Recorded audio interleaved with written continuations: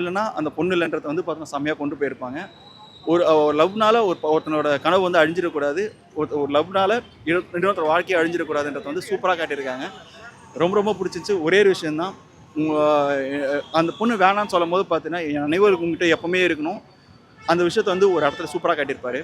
உன் கேள்விக்கான பதிலாக அந்த இடத்துல நான் இருப்பேன்றத அந்த எக்ஸாம் பேப்பர்லேயே அவர் வந்திருப்பாப்புல. அது ரொம்ப ரொம்ப டச்சஃபுல்லாக இருந்தது.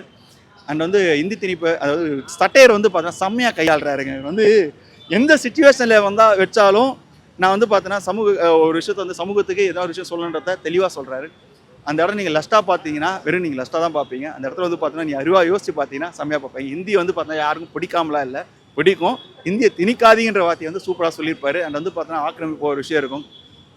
ஏரி இடத்துல வந்து பார்த்தீங்கன்னா காலேஜ் கட்டியிருக்காங்கன்றது தெளிவாக சொல்லியிருக்காங்க. ஏரி வந்து சரி சுத்தம் படுத்தினா உங்களுக்கு வந்து விவசாயிகள் வந்து தண்ணி இல்லாமல் போகாது. அந்த ஒரு சுத்தப்படுத்தினே ஏரியை வந்து பார்த்தீங்கன்னா நீங்கள் சுத்தப்படுத்தினா தான் தண்ணி வரும். நீங்கள் அசுத்தம் பண்ணி அந்த இடத்துல வந்து இது பண்ணி ஆக்கிரமிச்சிருந்தீங்கன்னா கண்டிப்பாக தண்ணி இருக்காது, விவசாயமும் இருக்காது வந்து பார்த்தீங்கன்னா தெளிவாக சொல்லியிருப்பார். ஒரு விவசாயி குடும்பத்துலேருந்து வந்த ஒரு பையன் அவன் என்னவா ஃபைனலாக ஆனான்றதை வந்து தெளிவாக சொல்லியிருக்காங்க. நீ ஒரு மனுஷனாக நினச்சா சமுதாயத்தில் எந்த ஒன்றா மாற்றலாம். அது லவ்வாக இருக்கலாம், எதுவானா இருக்கலாம். சூப்பராக 29 வயசு பையனுக்கு ஆன ஒரு விஷயம் இந்த படத்துக்கான பதில் கண்டிப்பாக கொடுக்கும்.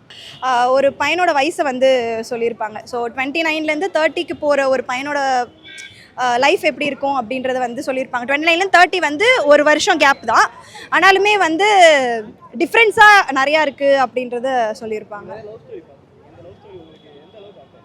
இது லவ் ஸ்டோரி எனக்கு அதான் இதுக்கு முன்னாடி அந்த லவ் ஸ்டோரி கூட எதுனாலையுமே என்னால் கனெக்ட் பண்ண முடியாது. ஏன் அப்படின்னா அப்போ வந்துலாம் பியூர் அண்ட் பியூர் லவ்வுக்காகவே பண்ணுவாங்க, லவ்வுக்காகவே வாழ்வாங்க, லவ்வுக்காகவே செத்துருவாங்க, அப்படி தான் இருக்கும். ஆனால் இதில் வந்து லவ் பண்ணுவாங்க.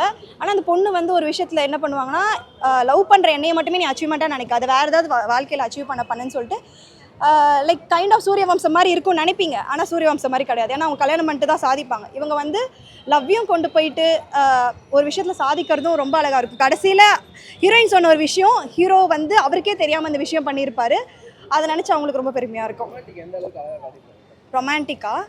ஸோ ரொமான்டிக் இப்போ இருக்கிற படத்தில் நம்ம ரொமான்டிக்னு எடுத்துக்கிட்டால் லைக் ரூம் சீன்ஸு இல்லை ஏ சீன்ஸ் மாதிரி தான் இருக்கும்.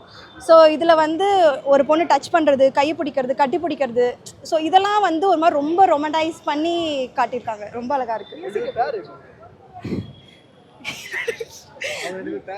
ரொம்ப சூப்பராக இருந்தது. ஸோ அவங்க வந்து அந்த பையன் வந்து நல்லா ஹைட்டாக இருப்பாங்க, அந்த பொண்ணு ஷார்ட்டாக இருப்பாங்க. ஸோ இதில் வந்து ஒரு 5 மினிட்ஸ் சிங்கிள் ஷாட் ஒன்று ரிலீஸ் பண்ணியிருப்பாங்க, முன்னாடி நீங்கள் பார்த்துருப்பீங்க. ஸோ அந்த சிங்கிள் ஷாட்டில் வந்து அவர் ப்ரொப்போஸ் பண்ணியிருப்பார் அந்த பொண்ணுக்கிட்ட. எப்படின்னா லைக் வாழ்க்கை ஃபுல்லாக என் அண்ணன் வந்து